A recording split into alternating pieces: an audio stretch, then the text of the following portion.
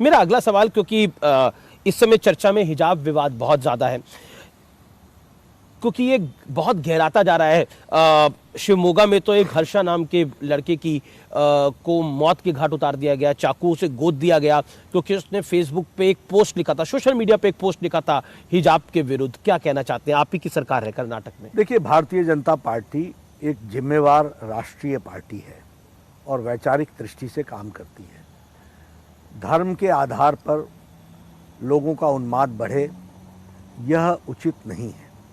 इसलिए हम जिम्मेवारी तरीके से सेल्फ रिस्ट्रेंट करते हुए अपने आप को ऐसे विषयों के बारे में कोई समाधान की ओर चलें तो अच्छा रहता है। फिलहाल ये जो विषय है, यह विषय कोर्ट के, न्यायालय के उस पर है। मेरी टिप्पणी करना न्यायालय के जब कोई चीज़ अधीन हो वो उचित नहीं होगा। लेकिन हाँ, इतना ज़रूर है कि हम सब लोगों को कहते हैं कि सावधानी बरतें वक्तव्यों में भी, और न्यायालय पर विश्वास करें और पुलिस एजेंसीज पर विश्वास करें। हमने एक अपना कार्यकर्ता खो दिया जी, हमारे जो जिसके बारे में आप कह रहे हैं। भावनाएं उठती हैं, भावनाएं तो आएंगी, लेकिन भावनाओं को संभालना और लॉ इन्फोर्सिंग एजेंसीज को पूरी तरीके से चीज़ों को इम्प्लीमेंट करें और लॉ एंड ऑर्डर मेंटेन रहे, ये हमारी जिम्मेवारी बनती है। क्या आप हिजाब जो विवाद ये खड़ा हुआ, इसका एक पॉलिटिकल रंग हो सकता है, लेकिन क्या आपको लगता है कि स्कूल में एक ड्रेस कोड को फॉलो करना चाहिए, या फिर कोई हिजाब डाल के आ रहा है, कोई कुछ डाल के आ रहा है, ये फॉलो होना चाहिए? देखिए, भारत संविधान के तहत चलता है और संविधान पर हम विश्वास करने वाले लोग हैं और न्यायालय पर भी विश्वास करने वाले लोग हैं। डिटेल में न्यायालय इस पर अपना वक्तव्य देगा, टिप्पणी देगा, और उसके बाद हम उसको फॉलो करने का प्रयास करेंगे। जी, जहाँ तक व्यक्तिगत रूप में हर एक ऑर्गेनाइजेशन को एक अपनी इंडिपेंडेंस है कि वो इंटरनल डिसिप्लिन को अपने ढंग से इम्प्लीमेंट करे, ये उसके सोच का तरीका है, इसको इसी तरीके से सोचना चाहिए।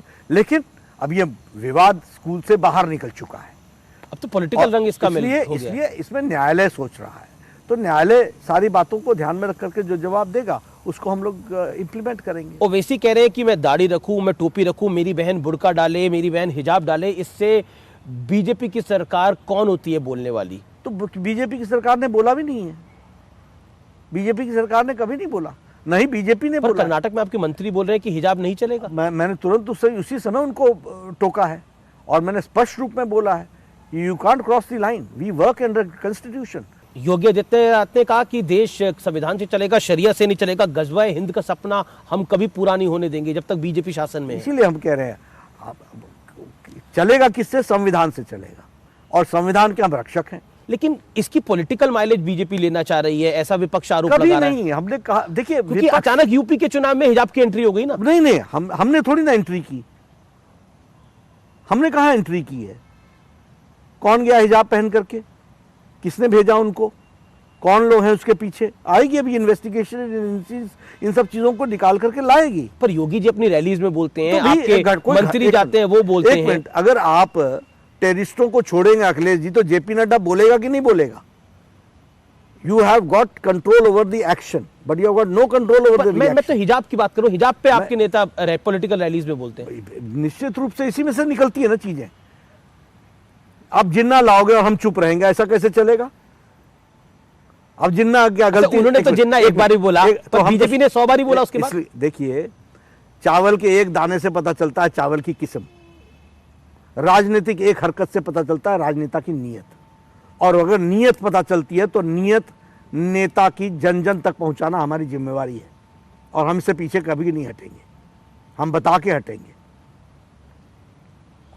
क्या आपको लगता है, क्योंकि हिजाब का जो पूरा विषय है, या फिर ओवरऑल जिस तरह से पॉलिटिकल स्टेटमेंट्स दिए जा रहे हैं आजकल, क्योंकि आप राजनीति में एक शालीन भाषा का इस्तेमाल हमेशा करते आए हैं, लेकिन जिस तरह के उन्मादी स्टेटमेंट्स दोनों तरफ से दिए जा रहे हैं, क्या ये जायज़ है पॉलिटिकल? देखिए, उन्मादी स्टेटमेंट्स में हम भारतीय जनता पार्टी ने कोई भी स्टेटमेंट नहीं दिया है जो संविधान के दायरे से बाहर गया है, जो बाउंड्री से बाहर गया है, और बाउंड्री के अंदर खेलना ये तो हमारी जिम्मेवारी है।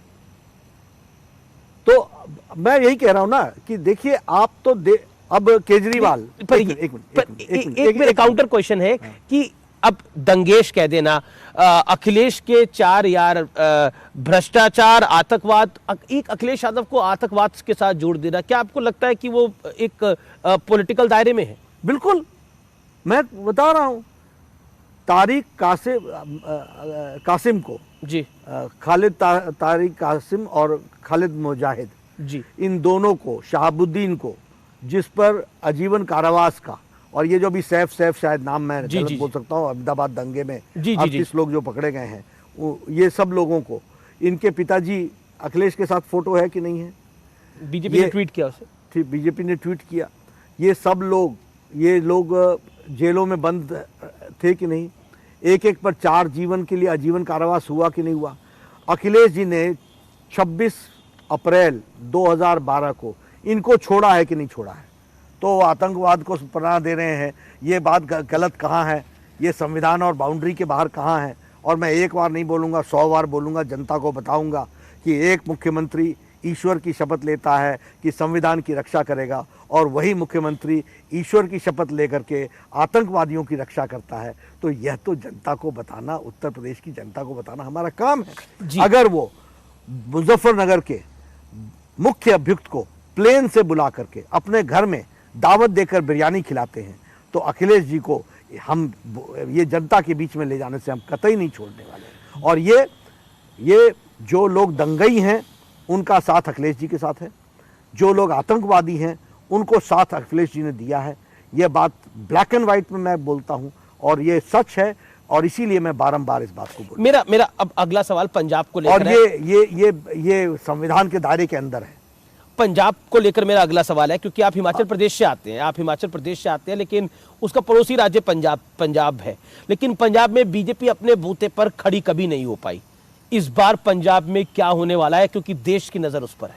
पंजाब में अच्छा होगा भारतीय जनता पार्टी के लिए। भारतीय जनता पार्टी को पहली बार स्कोप मिला है बढ़ने का, इसलिए पार्टी की दृष्टि से मैं कहूं तो अच्छा रहेगा।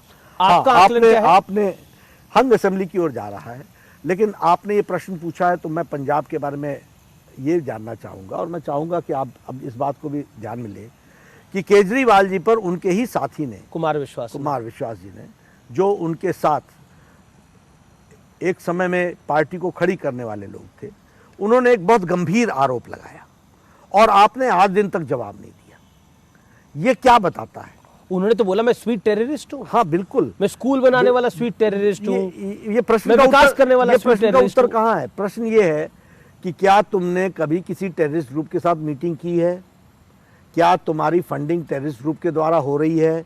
आप कह रहे हैं सिटिंग सीएम पर ये बहुत उसने टेररिस्ट ग्रुप के साथ मीटिंग करी है? ये हम नहीं कह रहे हैं, ये उनके साथियों ने कहा है, ये आरोप है कुमार विश्वास। हाँ, ये नो क्यों नहीं कह रहा है केजरीवाल? आज दिन तक नो क्यों नहीं कहते हैं? और फिर आप बोलोगे कि हम उनको संविधान के दायरे से